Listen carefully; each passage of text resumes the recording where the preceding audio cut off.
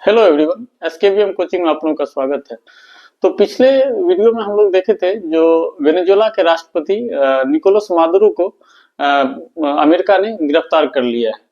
तो जब से मादुरो का गिरफ्तारी हुआ है, तब से अमेरिका का जो मोटिवेशन है वो काफी हाई हो चुका है। तो अमेरिका का एक सीनेटर है जो ट्रम्प के जो है वो दाहिना हाथ माना जाता है, ग्राहम उनका नाम है। तो उसका ये कहना है कि अब हम ईरान पे भी हम अटैक कर सकते हैं।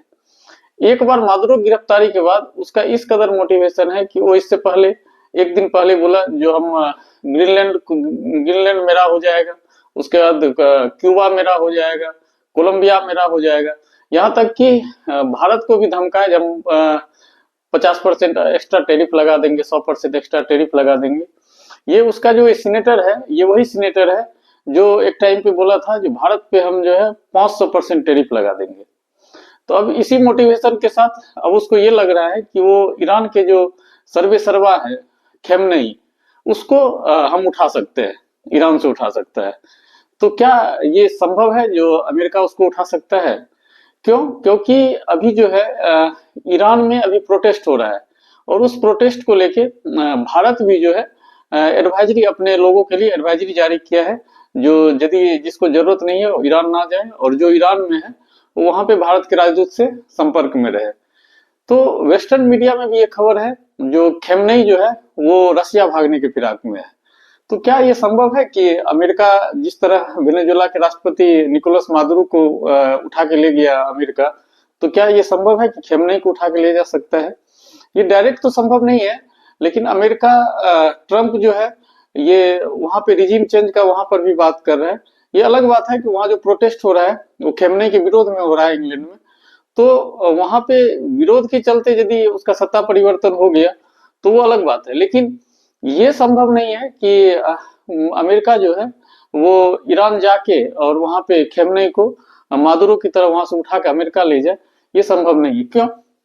क्योंकि ईरान जो है वो उतना कमजोर देश भी नहीं है, और मादुरो का केस अलग था। मादुरो में ये चीज था जो वेनेजुएला में भी, उसका देश में भी उसके खिलाफ बहुत लोग थे, क्योंकि वो तानाशाही का वहां पे कर रहा था।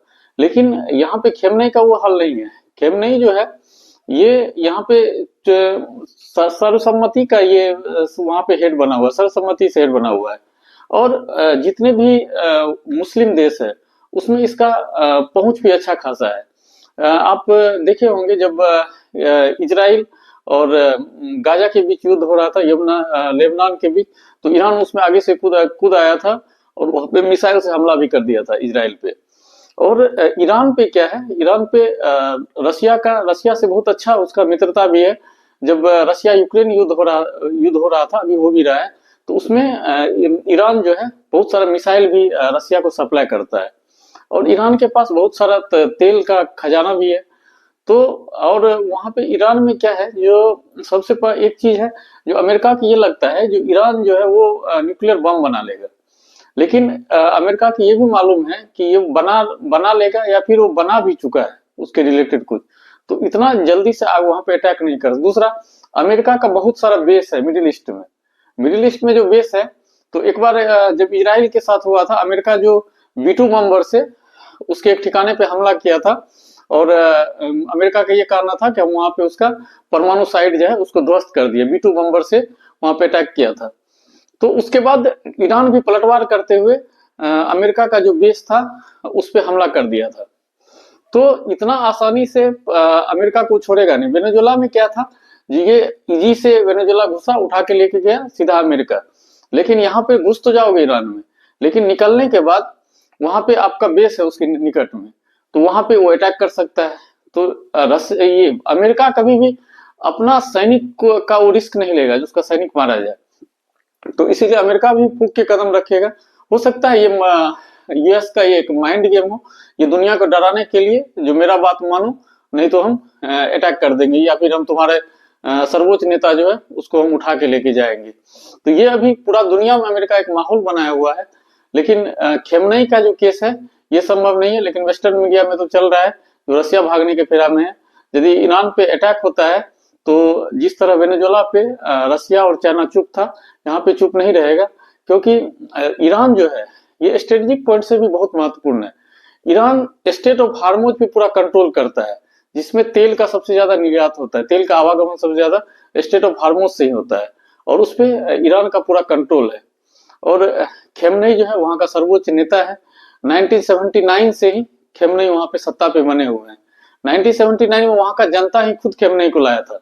अमेरिका समर्थित जो वहां पे सत्ता चला रहा था, तो उसको हटा के खेमनेई को लाया गया था। तो वहां पे वो एक तरह से सर्वसम्मति से वो वहां पे नेता भी है। तो इतना आसानी से ये नहीं हो सकता है। बाकी अमेरिका है, आगे हम लोग देखते हैं जो क्या कर पाता है। तो ऐसे ही जानकारी के लिए हमारे चैनल से जुड़े रहे और ज्यादा से ज्यादा लोगों के साथ शेयर करें। Thank you.